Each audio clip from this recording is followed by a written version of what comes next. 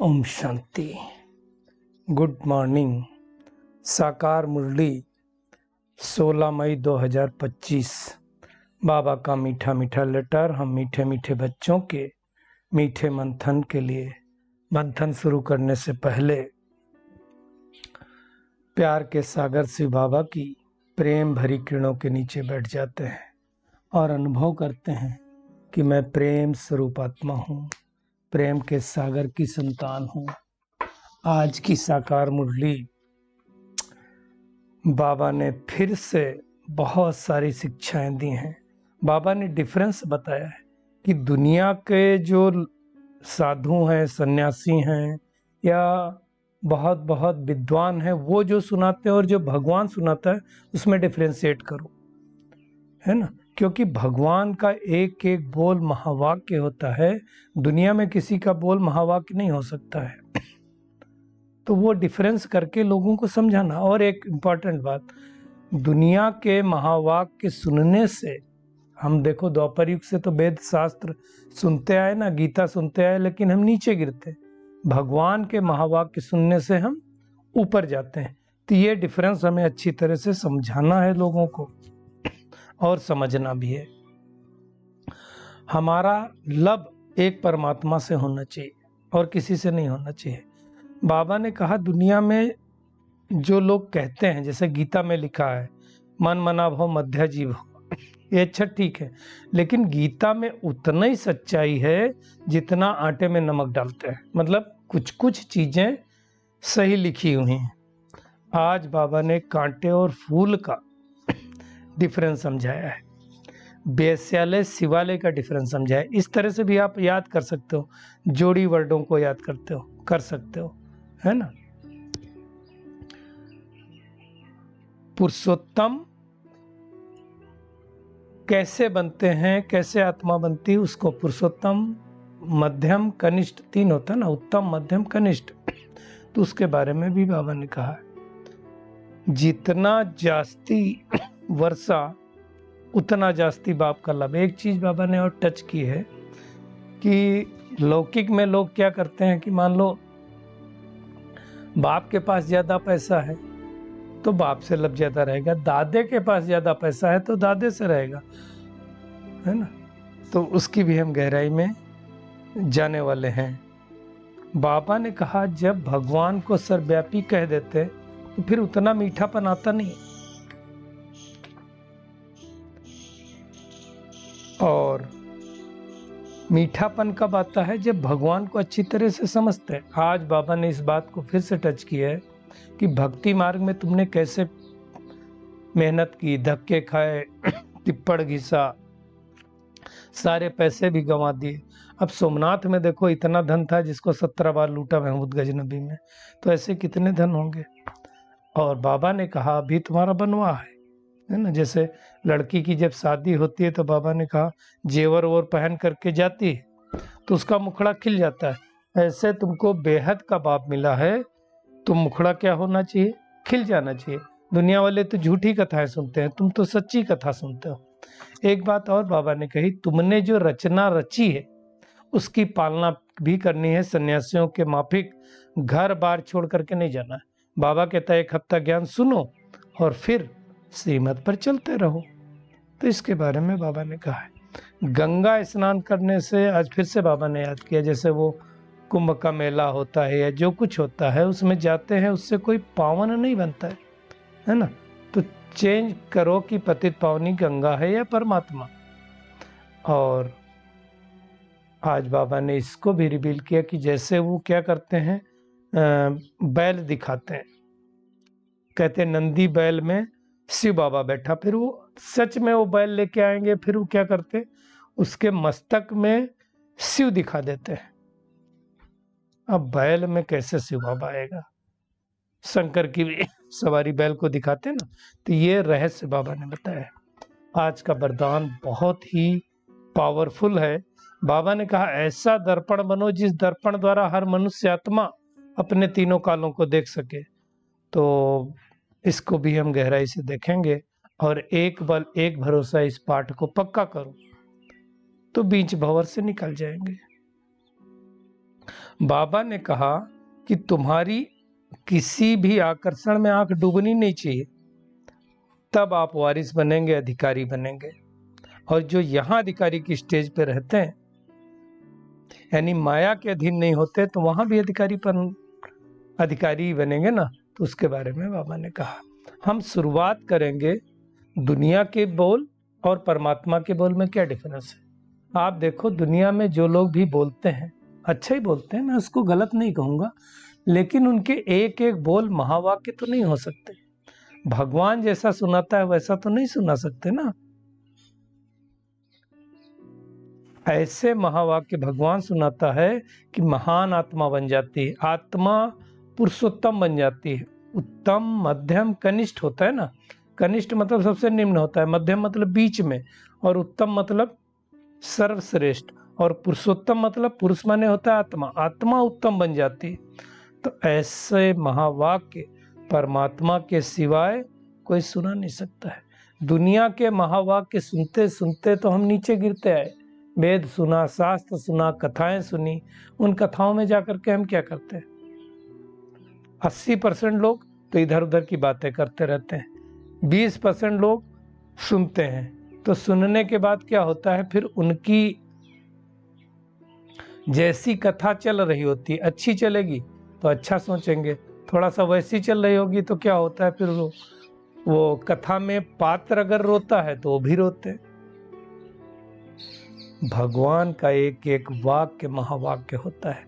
तो अब हमें क्या इससे शिक्षा लेनी चाहिए? हमारा भी एक एक वाक्य क्या बन जाए? महावाक्य बन जाए। हम जो बोलें वो लोगों के दिल में छप जाए, तब सामने वाली आत्मा बदलेगी ना। बाबा कहता है बाप के महावाक्य गुलगुल फूल बनाते है ना। चेक करें हम कितना फूल बने। फूल मतलब जिसकी 3 विशेषताएं होती, पहले भी चर्चा हुई है ना, रंग, रूप और खुशबू। तो हमारे अंदर रंग, रूप और खुशबू कितनी आई? भगवान हमें गुलगुल बना रहा है ना, तो खुशबू हमारे व्यवहार द्वारा दिखाई देनी चाहिए। तो सोचो, दुनिया में जो महात्माएं गुरु हैं उनको महावाक्य तो कह ही नहीं सकते, उनका कोई वाक्य महावाक्य नहीं होता है। वो देहधारी हैं और देह तो विनाशी है। भगवान ही आकर के हमें ब्रह्मात्मन द्वारा ये सारी बातें समझाता है, और हमें वो परम आत्मा हमें भी पूज्य बना देता है, पवित्र बना देता है, पुरुषोत्तम बन जाते हैं। और जो पुरुषोत्तम बन जाते हैं वही देवी देवता कहलाते हैं। इसलिए आप देखो, परम पिता परमात्मा अक्षर बहुत मीठा है, प्यारा है, लेकिन दुनिया वाले क्या कहते हैं, फिर वो सर्वव्यापी। अब सर्वव्यापी कह दिया तो सब गड़बड़ हो गया। कई लोग अपने आप को शिवोहम शिवोहम कहते हैं। शिवोहम कैसे हो सकता है कोई? अगर परमात्मा सर्वव्यापी होता तो इतना दुख कैसे होता? तो फिर वो मीठापन आता नहीं है ना। बाबा ने आज फिर से कटाक्ष किया कि तुम्हारे में भी बहुत थोड़े हैं जो प्यार से अंदर याद करते हैं। चेक करें, मैं प्यार से आत्मा याद करती हूँ कि नहीं करती हूँ? वो स्त्री पुरुष दुनिया में तो 1-2 को याद करते हैं, हम परमात्मा को कैसे याद करते हैं वो हमें देखना है। आत्मा ही तो कहती है ना मेरा बाबा। अब मेरा बाबा दिल से कहते हैं या ऊपर से कहते हैं? कई लोग बाबा बाबा तो करते रहते हैं, बट अंदर से हो रहा है कि नहीं हो रहा वो हमें चेकिंग करनी है ना। तो उसकी गहराई में जाएं, गहराई में जा करके बैठे कि बाबा है कौन, क्या काके करता है, कैसे ऐसे ऐसे महावाक्य सुना देता है ना। देखो, बाबा कोई देख देख के तो नहीं सुनाता है। शुरू में परम आदरणीय जगदीश भाई जी, तो वो जब आए तो उन्होंने सोचा कि बाबा जरूर रात में कोई वेद शास्त्र या गीता पढ़ता होगा और सुबह आकर के मुरली सुनाता होगा, तो छिप छिप करके देखने की कोशिश करते थे। फिर उनको जब निश्चय हो गया कि नहीं, इनके अंदर परमात्मा ही बैठ करके पढ़ा रहा है, तो अब हमें तो परिचय मिल गया, तो जो महावाक्य है उनसे हम कंपेयर कर सकते हैं, है ना। आज बाबा ने एक और बात कही जो दुनिया में भी प्रैक्टिकल है, बाबा तो प्रैक्टिकल ही बताता है। जैसे बाबा ने क्या कहा, मान लो कोई परिवार है, अब उस परिवार में क्या होता है, यूजुअली जो भारतवर्ष की प्रणाली है, तो यहाँ जो जायदाद होती है, जैसे जमीन मान लेते हैं, तो जमीन मान लो किसी दादा के नाम, मतलब बच्चा, बच्चे का पिता और पिता का पिता, उसको दादा या बाबा कहते हैं, उसके नाम प्रॉपर्टी हुई। अब पिता के नाम कब आती है, जब दादा का शरीर छोड़ जाता है, उसके पहले नहीं आती। अब बच्चा है और बच्चा मान लो थोड़ा बड़ा हो गया, पोता जिसको बोलते हैं, अब वो पोते को अगर पता चलता है, बाबा ने प्रैक्टिकल कहा कि पिता से ज्यादा अगर दादे के पास प्रॉपर्टी है, तो उसका लब फिर कहाँ से चला जाएगा, दादे में चला जाएगा, पिता में कम रहेगा, पिता के पास होगा तो पिता में चला जाएगा। आप एक चीज, वो उतनी बड़ी बात को नहीं सोचो, आप सोचो जो दादे होते हैं वो पोत्रों का ज्यादा लगाव क्यों हो जाता है, क्योंकि वो ला करके कुछ कुछ चीजें खिलाते पिलाते, ज्यादा खिलाते हैं, उनका लाड प्यार ज्यादा होता है, तो फिर क्या होता है, उसका बुद्धि योग उससे लग जाता है। मतलब क्या है कि जहां से मिलता हमको ज्यादा, उधर बुद्धि योग लग जाता है। अब परमात्मा का तो कोई पिता है नहीं, वो तो पिताओं का पिता है ना, तो उसको प्यार से याद करें और वही प्रॉपर्टी देता है। कितनी बार मुरलियों में बाबा ने कहा, ब्रह्मा से तो कुछ मिलेगा नहीं, तो हमें एक उसको याद करना। भक्ति मार्ग में द्वापर युग से लगा करके अब तक तो हम घूमते आए। बाबा कहता टिप्पण घिस गया, मंदिर बनाए, कितना पैसा खर्च किया, एक मंदिर नहीं है, सोमनाथ का एक मंदिर जिसको 17 बार लूटा महमूद गजनबी ने। अब ऐसे तो कितने सोमनाथ के मंदिर सोमनाथ जैसे होंगे, सब राजाओं के पास मंदिर थे। तो बाबा कहता तुम गिनती करो, 5000 वर्ष पहले तुमको कितना दिया था धन, कितने बड़ा विश्व का मालिक बनाया था। तो इसका मतलब वो धनवान कौन होगा, परमात्मा ही होगा ना फिर धनवान।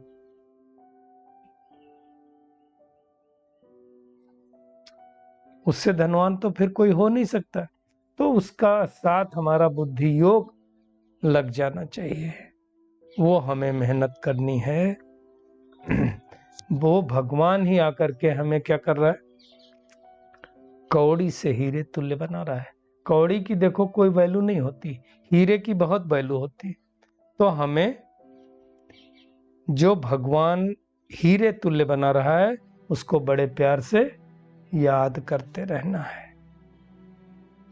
जितना जितना याद करेंगे, कैसे पता चलेगा हम याद कर रहे हैं कि नहीं कर रहे हैं, हमारे अंदर दैवी गुण आते जाएंगे, हमारे अंदर भाषा हमारी बदली हो जाएगी, हमारे बोल चाल सब ठीक होता जाएगा। देखो भगवान दिखाई नहीं देता है, गुप्त है, लेकिन गुप्त रीति से अगर हम उसको याद करते हैं तो हमारे अंदर परिवर्तन ना आए, ये हो नहीं सकता है। अब ऐसा भगवान बाबा मिला है तो अंदर में कितनी खुशी होनी चाहिए। बाबा कहता गदगद होने चाहिए, है ना। खास करके जब बाबा कहता मधुबन के लिए निकलो या मुरली क्लास के लिए निकलो, तो अंदर गदगद होना चाहिए। वैसे तो जब मधुबन लोग जाते हैं तो गदगद होते हैं, बट कितना होते हैं वो अपने आप को देखना चाहिए, है ना। और उसका कंपेयर किया बाबा ने, जैसे कन्या की जब सगाई हो जाती है तो खुश होती है, लेकिन जब ससुराल जाती है जेवर और पहन करके तो मुखड़ा खिल जाता है। बाबा ने कहा वो तो नीचे गिरने के लिए जाती है, डिग्री कम होती जाती है, लेकिन तुमको तो भगवान मिला है, तुमको तो डिग्री ऊपर जा रही है सुख पाने के लिए, तो तुम्हें कितनी खुशी होनी चाहिए। सोचो, जो भगवान हमें त्रिकालदर्शी बना रहा है, सृष्टि के आदि मध्य अंत का ज्ञान दे रहा है, तो खुशी होनी चाहिए कि नहीं होनी चाहिए। चेक करें मुझे कितनी खुशी है, अथाह खुशी होनी चाहिए, जबकि भगवान हमें पढ़ा करके विश्व का मालिक बना रहा है। सच्ची सच्ची कथा सुना रहा है। दुनिया में तो सब झूठी कथाएं सुनाते हैं, नर से नारायण बना रहा है ना। दुनिया में तो हम लीलावती कलावती लकड़हारे की कथा सुनते हैं, भगवान बताता है कैसे तुम नर से नारायण बनोगे। तो इसको अच्छी तरह से समझना है ना। कैसे शिव बाबा आकर के कंसपुरी से कृष्णपुरी में लेके जाता है, लेकिन आता कंसपुरी में है। आज बाबा ने कंस को भी याद किया।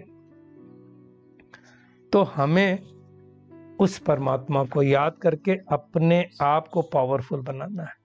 एक बात और बाबा ने कही कि तुम अब जज करो कि एक तो दुनिया की पढ़ाई और एक भगवान पढ़ाता है, जो 21 जन्मों के लिए तुम्हें कौन सी पढ़ाई पढ़नी है। वो पढ़ते हैं एक जन्म शरीर निर्वाहार्थ, यहाँ तो 21 जन्म शरीर का निर्वाह होगा। कुछ करना नहीं पड़ता सत्युग में, मेहनत नहीं करनी पड़ती। तो चेक करो कौन सा धंधा करना चाहिए। लेकिन साथ साथ बाबा हिदायत दे रहा है कि घर बार नहीं छोड़ना। ऐसा नहीं है कि तुम घर बार छोड़ करके चले जाओ, नहीं। क्यों? हम सन्यासी नहीं है। जो रचना रची है, बाबा कहता है उसको पढ़ाया ना, पालना तो करनी पड़ेगी ना। जो बाल बच्चे हैं, परिवार है, उनकी भी पालना करनी है ना। बाबा ने कहा ये बातें अच्छी तरह से समझना। हम ज्ञान सुनाते, कोई अच्छी तरह से सुनता है, कोई बाबा कहता तवाई मिसल भी होते हैं, उनको कुछ समझ में नहीं आता।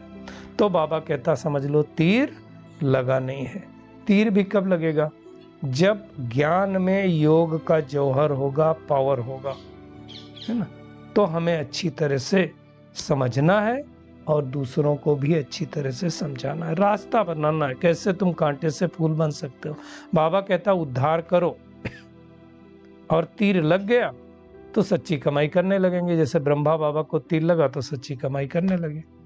तो ये अच्छी तरह से हमें समझना है कि इस योग अग्नि के द्वारा ही हमारे विकर्म नष्ट हो गया और कोई तरीका नहीं है। इसलिए बाबा बार बार कहता है मामिकम याद करो, मुझे याद करो।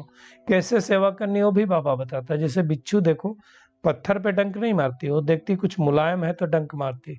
तो ऐसे हमें क्या करना, सॉफ्ट चीजें देख करके, मतलब परिस्थिति, स्थान, स्थिति, परिस्थिति, ये देख करके सबको ज्ञान देना है, सबको समझाना है, ठीक है ना।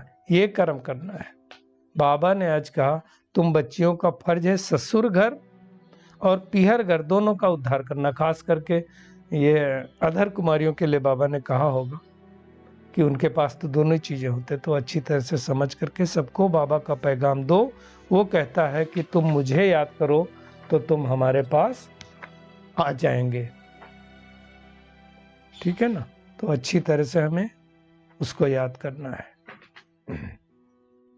बाबा कहता है कि तुम बच्चों को खुशी होनी चाहिए। किस बात की? कि कितने साधारण तन में भगवान आकर के बात सुनाता। आज एक बात जो बाबा ने कही मुझे बड़ी अच्छी लगी। वैसे तो हम सब जानते ही हैं कि जो मंदिर होता है, शिवालय खास करके, वहां पर एक बैल दिखाते हैं। फिर अभी कम हो गया, हम जब छोटे छोटे थे तो एक बैल घुमाते थे, उसको सजा सजाए रखते थे।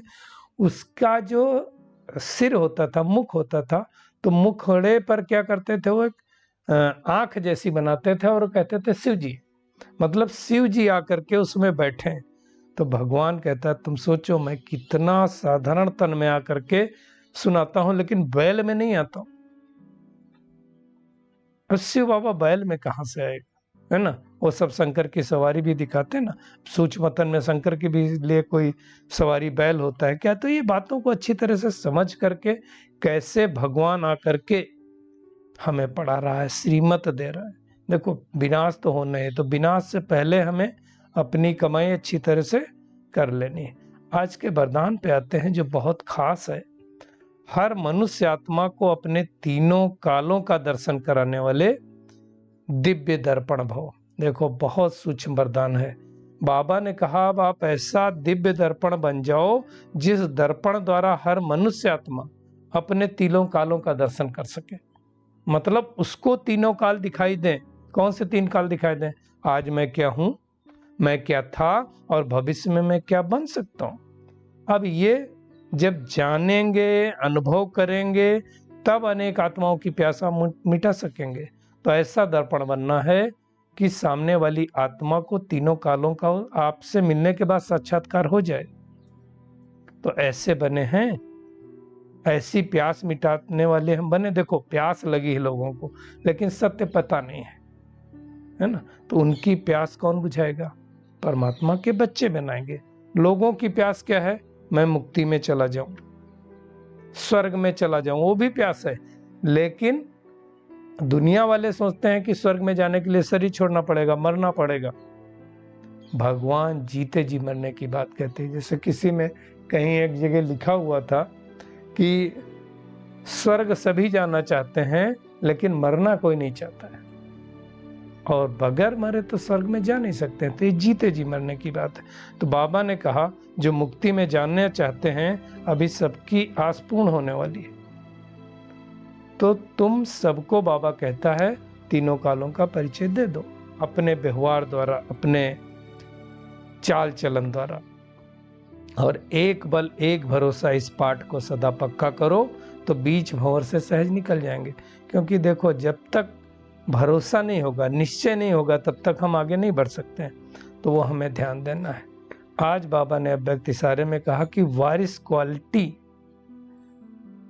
आत्माओं की प्रत्यक्षता कब होगी? जब आप प्योरिटी की रियलिटी में रहेंगे, है ना। मतलब कहीं भी हमारी आंख नहीं डूबे, ठीक है ना। वारिस मतलब अधिकारी आत्माएं, लेकिन उसके लिए क्या कहा? जो यहाँ अधिकारी की स्टेज पे रहेंगे, कभी माया के अधीन नहीं होंगे, अधिकारीपन के नशे में रहेंगे, तो वहां भी विश्वराज अधिकारी बनेंगे। तो ये अच्छी तरह से हमें ध्यान देना है। तो आज की पूरी मुरली में टेक होम यही है कि हमें परमात्मा की तरह से एक एक बोल हमारे महावाक्य होना चाहिए। हमें अपने आप से प्रतिज्ञा करनी है कि हम उत्तम पुरुष बनने का पुरुषार्थ करेंगे, स्वयं को शिवालय में चलने के लायक बनाएंगे, सपूत बच्चा बनकर बाप का नाम बाला करेंगे, रहम दिल बनकर तमो प्रधान मनुष्यों को सतो प्रधान बनाने की सेवा करेंगे, सबका कल्याण करेंगे, और अपने दिव्य दर्पण द्वारा अनेक आत्माओं को तीनों काल का दर्शन कराएंगे। एक बल एक भरोसा इस पाठ को पक्का रखेंगे, तो बीच भंवर से निकल पाएंगे और सबको निकाल पाएंगे। अच्छा, शुक्रिया मीठे प्यारे बाप दादा, शुक्रिया आप सभी का इस मीठे मंथन के लिए। अच्छा, ओम शांति।